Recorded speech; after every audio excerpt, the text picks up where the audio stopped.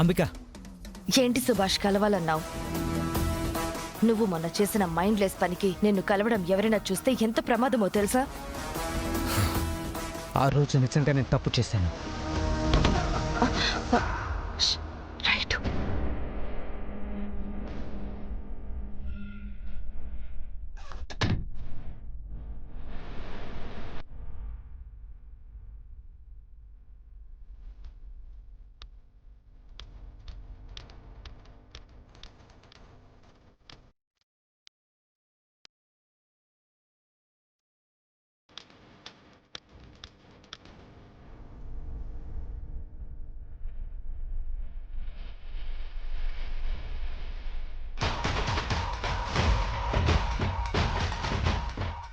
ఇదేంటి, ఈ లక్ష్మి బ్యాగ్ తీసుకుని వెళ్ళిపోతుంది? సుభాష్, నువ్వు తప్పు చేయాల్సింది ఆ రోజు కాదు, ఈ రోజు. ఆ లక్ష్మి ఇల్లు విడిచి వెళ్ళిపోతుంది. దాన్ని ఈ లోకం విడిచి వెళ్లేలాగా నువ్వు చెయ్యాలి. లక్ష్మికి ఏ ఆధారాలు దొరకకుండా మాయం చేసి చంపేస్తాను. త్వరగా వెళ్ళు. దాన్ని చంపి నాకు శుభవార్త చెప్పు. ఓకే.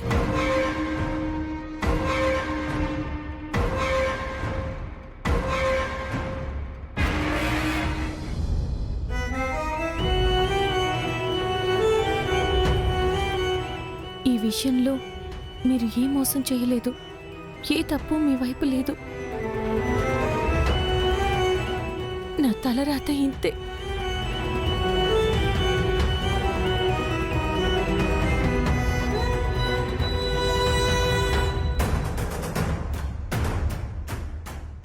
లక్ష్మిని కనిపెట్టుకొని ఉండాలి. తను ఇలాంటి సిచ్యువేషన్లో చాలా పెద్ద నిర్ణయాలే తీసుకుంటుంది.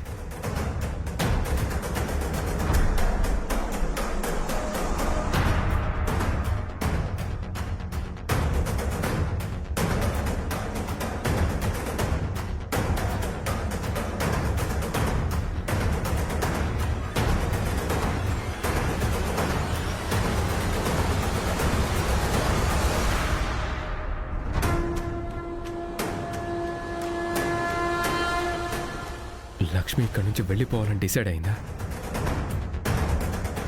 నన్ను వదిలేసి ఎలా వెళ్తావు లక్ష్మి?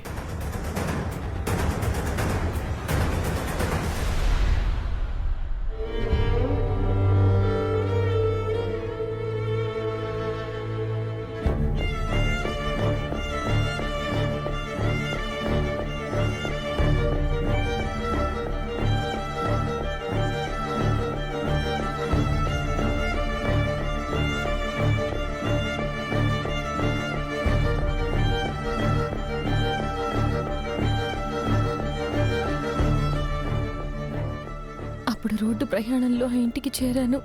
ఇప్పుడు ఈ రోడ్డు ప్రయాణంలో ఆ ఇంటి నుంచి వెళ్ళిపోతున్నాను. ఎక్కడైతే మొదలైందో నా కథ అక్కడికే వచ్చింది. కానీ ఈ కథలో ముగింపు వరకు చాలా జ్ఞాపకాల్ని నాకు ఇచ్చారు విహారీ గారు. ఆ జ్ఞాపకాలతో మిగిలిన జీవితం ఆయన్ని ఆరాధిస్తూ బతికేస్తాను.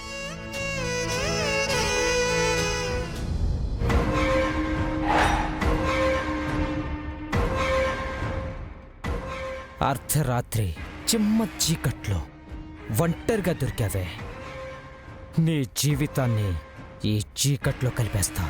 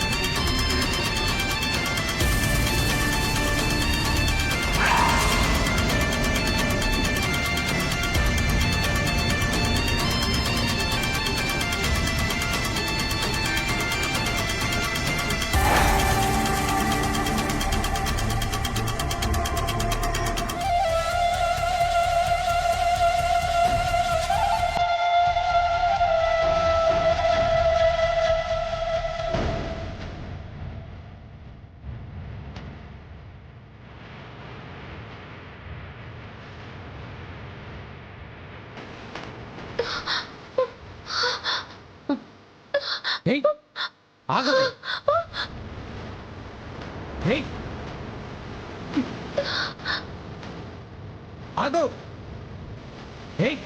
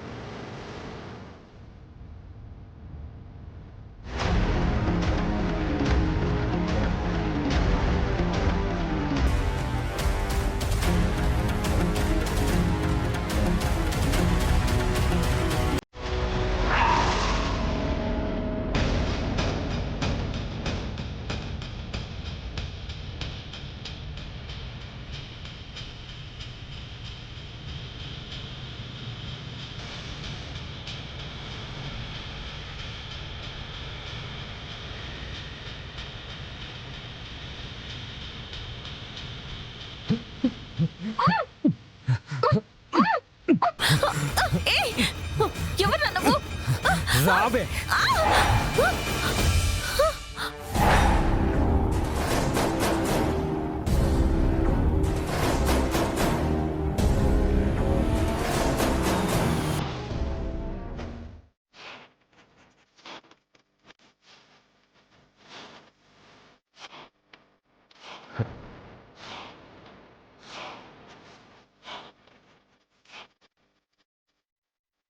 లక్ష్మి బ్యాగ్ ఇక్కడుందేంటి? మీకు దండం పెడతాను, నన్ను వదిలేయండి. నీ ప్రాణాలు వదిలేక నేను నిన్ను వదిలిపెడతాను.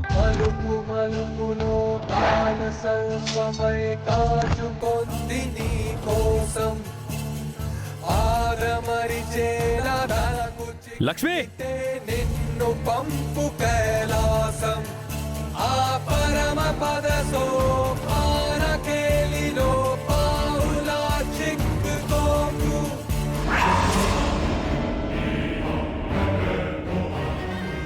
ఎందుకు చంపాలనుకుంటున్నావు నన్ను? ఎవరు నువ్వు? దేనికోసం చంపాలనుకుంటున్నావో చెప్పు. తెలుసుకుని ఏం చేస్తావు?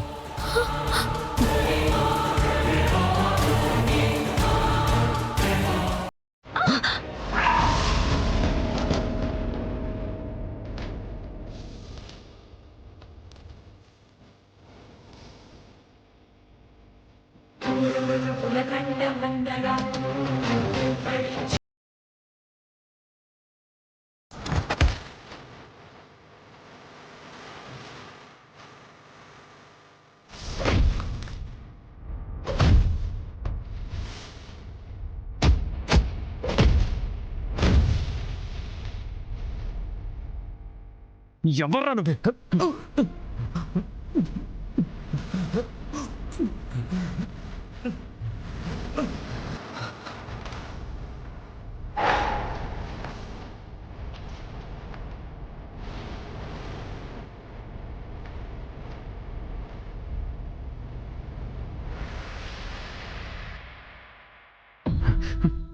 లక్ష్మి, నీకేం కాలేదు కదా? నిన్ను ఛ! అసలు నువ్వేం చేస్తున్నావు నీకు అర్థం అవుతుందా? అర్ధరాత్రి పూట నువ్వు చెప్పకుండా రావడం ఏంటి? అసలు బయట పరిస్థితులు ఎలా ఉన్నాయి? అసలు నువ్వు బ్యాగ్ తీసుకొని బట్టలు సర్దుకొని ఎక్కడికి వెళ్తున్నావు? అసలు నీకు వెళ్ళాల్సిన అవసరమే వచ్చింది? చెప్పు కనకం, చెప్పు. అది నా ఇల్లు కాదు విహారీ గారు. ఆ ఇంటితో నాకు రుణం తీరిపోయింది. మీ దారికి అడ్డు రాకూడదు. మీరు సహస్రమ్మ గారు అక్కడ సంతోషంగా ఉండాలంటే నేను మీకు దూరంగా ఉండాలి. నేను మీ అందరికీ అడ్డు విహారీ గారు.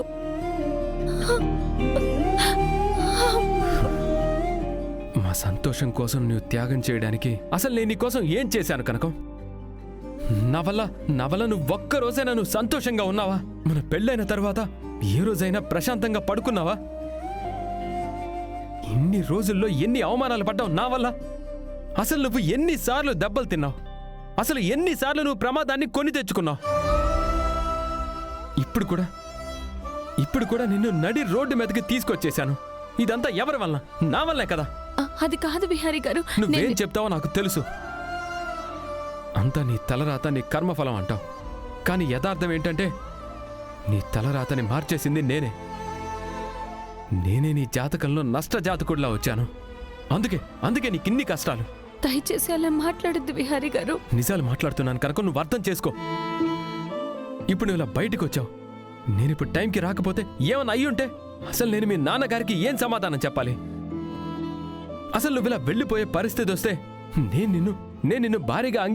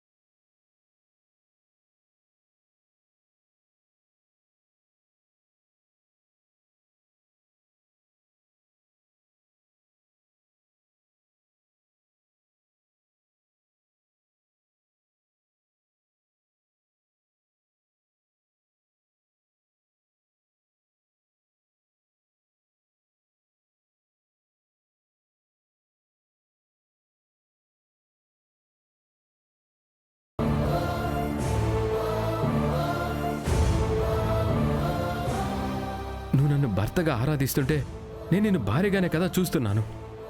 ప్లీజ్ విహారీ గారు, నా దారిన నన్ను వెళ్ళనివ్వండి. అయితే వెళ్ళు. నువ్వు వెళ్ళగానే మా ఇంట్లో నేను జరిగిన నిజాన్ని చెప్పేస్తాను. ఎందుకంటే ఈ పరిస్థితుల్లో నువ్వు బయటికి వెళ్తే ఒంటరిగా బ్రతకలేవు. నిన్నెవరు బ్రతకనివ్వరు.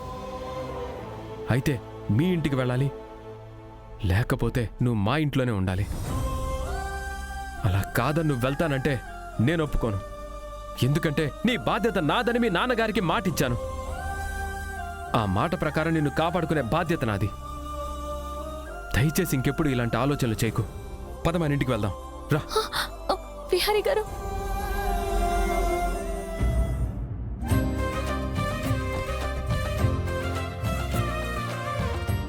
అంతా బాగానే ఉందే, కానీ ఈ దెబ్బలు కట్లు లేకపోతే ఎంత బావుండేది. అమ్మా, నాకీ దెబ్బలు కట్లు ఏమున్నా లేకపోయినా పర్వాలేదు. నా బావతో నా పెళ్ళైంది, అది నాకు చాలమ్మా. 4 రోజులుంటే అన్నీ తగ్గిపోతాయిలే అక్క.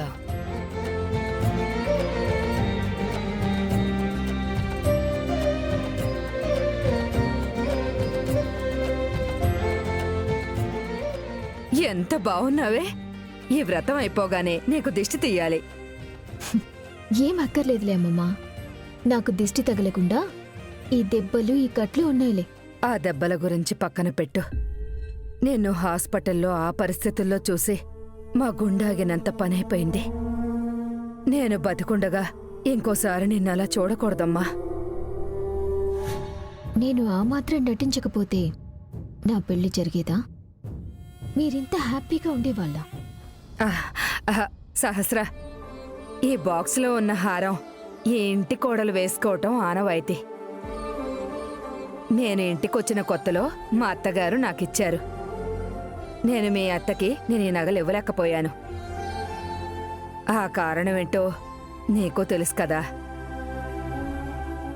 అందుకే ఈ బంగారపు హారాన్ని నీకిస్తున్నాను. అలంకరణ మొత్తం అయిపోయిన తర్వాత ఈ హారం వేసుకుని పూజ దగ్గర కూర్చో. అలాగే అమ్మమ్మా. పంతులు గారు వచ్చే టైం అయింది, త్వరగా రెడీ చేయండి. విహారీ రెడీ అయ్యాడో లేడో. పండు, ఒరే పండు, పండు. ఏటమ్మ గారు? ఇదిగోరా, ఇవి తీసుకో. ఏటమ్మ ఇది? ఏం లేదురా, సహస్రాకి విహారీకి పెళ్ళైంది కదా, అందుకని బట్టలు పెడుతున్నాను. నా చెల్లెలకి అన్యాయం జరిగితే జరిగిన పెళ్లికి బట్టలు తీసుకోవాలా? ఏంట్రా ఆలోచిస్తున్నావు? బట్టలు తీసుకో.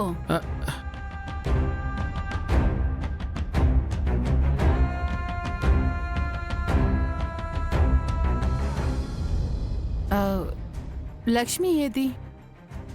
లక్ష్మి, అమ్మ లక్ష్మి!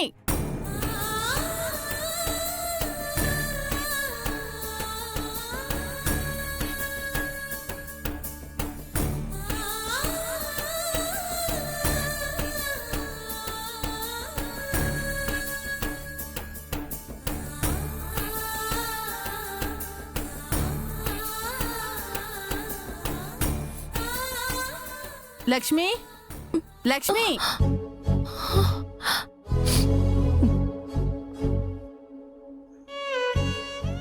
లక్ష్మి, లక్ష్మి, ఇదిగో నీకోసం చీర తీసుకొచ్చాను. ఇదిగో ఈ బంగారు గొలుసు కూడా. ఇవన్నీ నాకెందుకమ్మా? నాకెందుకు అంటావేంటి? మన ఇంట్లో శుభకార్యం జరిగింది. ఈరోజు సత్యనారాయణ స్వామి వ్రతం. అందరికీ చీరలు నగలు ఇచ్చాను. ఇవి వేసుకొని నువ్వు వ్రతం దగ్గరికి రావాలి. అవన్నీ నాకొద్దమ్మా, నేను ఇలాగే ఉంటాను. కుదరదు. నువ్వు నేనిచ్చిన చీర కట్టుకొని ఈ నగని పెట్టుకుని రావాల్సిందే.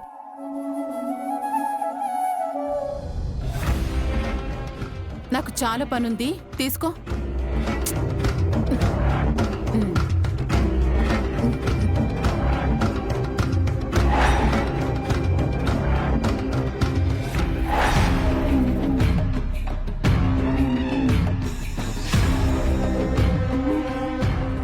నిన్న రాత్రి తప్పించుకున్నావు కదే, నిన్ను చంపడం కుదరలేదు, ఈ ఇంటి నుంచి పంపించడము కుదరలేదు. కానీ నిన్ను ఏడిపించటం మాత్రం వర్కౌట్ అవుతుంది. నా పవర్ని లాక్కుని నన్ను డమ్మీని చేసిన నిన్ను ఇప్పుడు నేను ఏడిపిస్తానే.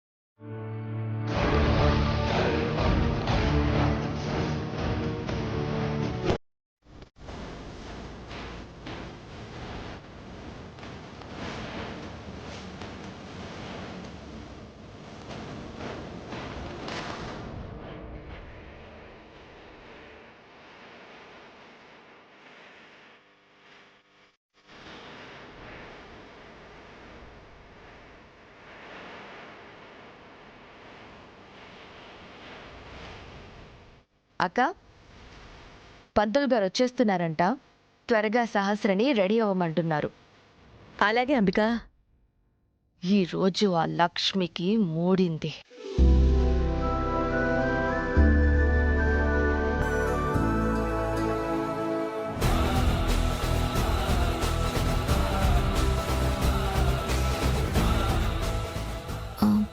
అమ్మా, నువ్వు వెళ్ళు, నేను వస్తాను. త్వరగా రామ్మా.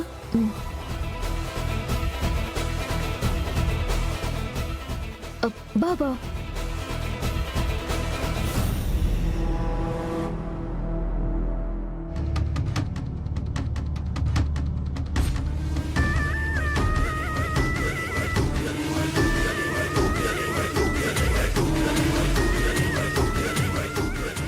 ఇక్కడ నేనుంటే నువ్వు దాన్ని చూస్తున్నావా బావా? ఎన్ని రోజులు మీరిద్దరూ నాటకమాడి నాతో ఆడుకున్నారు కదా బావా. ఇప్పుడు మీ గురించి తెలిసి నేను మీతో ఆడుకుంటాను. ఎందుకంటే నా అల్టిమేట్ గోల్ నిన్ను పెళ్లి చేసుకోవటం. అది నెరవేరింది. ఇంకా మీ ఇద్దరికీ నేనేంటో చూపిస్తా. నిన్ను నా వాణ్ణి చేసుకుంటాను బావా.